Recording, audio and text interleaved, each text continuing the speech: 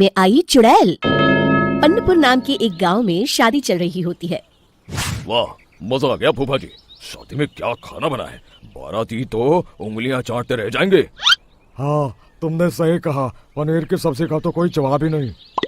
दूसरी तरफ पंडित जी फेरों की तैयारी कर रहे होते हैं कि तभी वहाँ एक चुड़ैल आ जाती है।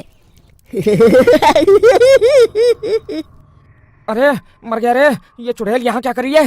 अरे दिवाकर जी, ये आपकी कौन सी रिश्तेदार है? अरे मुझे क्या पता, क्यों भाग्यवान, कहीं ये तुम्हारे मायके से तो नहीं आई है। तुम लोगों की इस गांव में बारात लाने की हिम्मत कैसे हुई?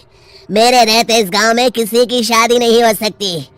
अब तुम लोग देखो मैं क्या करती हूँ। अरे मर गया रे, मैंने सुना है ये जबान की पक्की है। भागो रे भागो, वरना ये चुड़ैल किसी को नहीं छोड़ेगी। हाँ, तुम सही कहते हो मोहन भाई, यहाँ से भाग लेने में ही हम सबकी भलाई है। देखते ही देखते शादी के मंडप में भगदड़ मच जाती है और चुड़ैल सब कुछ उजाड़ कर रख देती है। फिर एक दिन मोहन की शादी तय हो जाती है। अरे भाई, अगले हफ्ते मेरी शादी तय हो गई है, लेकिन इस चुड़ैल की दहशत के मारे तो मेरे हाथ पैर कांप रहे हैं। अरे मोहन, तुम्हारा दिमाग तो खराब नहीं हो गया? तुम अपने साथ साथ हम सब गांव वालों को भी बलि का बकरा बनाना चाहते हो? उस चुड़ैल के रहते तुमने अपनी शादी के बारे में सोच भी कैसे लिया? देखो गोपाल, डर तो मुझे भी लग रहा है, लेकिन उस चुड़ैल के डर से मैं जिंदगी भर कुंवारा तो नहीं रह सकता। तभी वहाँ मोहन के होने वाले ससुर आ जाते हैं। अरे ससुर जी आप?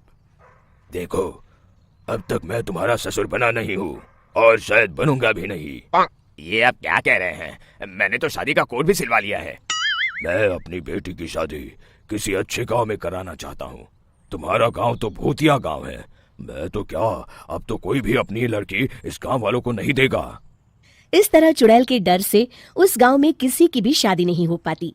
फिर एक दिन गांव के जमींदार अपनी बेटी की शादी करने का विचार करते हैं, लेकिन चुड़ैल के डर से उनकी भी हिम्मत जवाब दे देती है। अगर मेरी बेटी की शादी तय समय से नहीं हुई तो मेरी नाक कट जाएगी। मुझे कुछ करना ही होगा।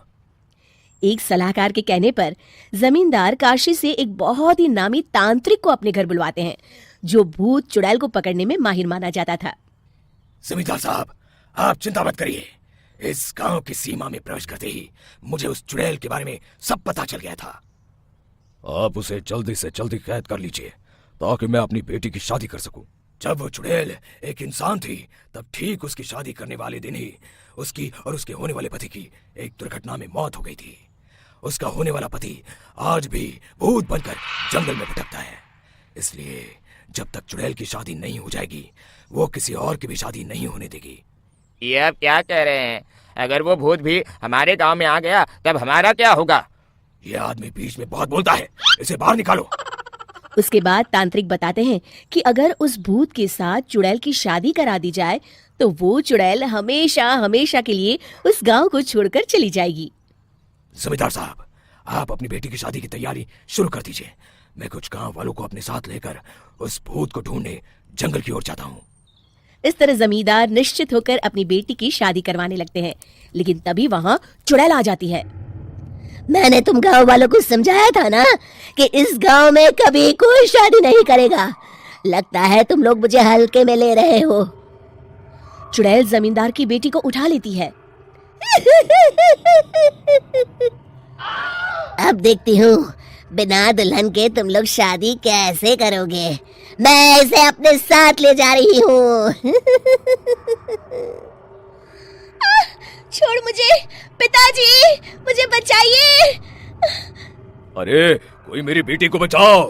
तभी तांत्रिक उस भूत को लेकर वहां पहुंचता है। अरे भाग्यवान, रुको, इन मासूमों को परेशान मत करो, मैं आ गया हूँ। अब तुम मेरे साथ चलो। चुड़ैल बहुत खुश हो जाती है। आप आ गए, चलिए अब हम मंदिर में चलकर शादी कर लेते हैं। अरे अरे अरे अरे, ये क्या कह रही हो? मंदिर में जाके दोबारा मरना है क्या? चलो, आज से हम जंगल में रहेंगे। चुड़ैल चली गई, अब मेरी शादी हो जाएगी।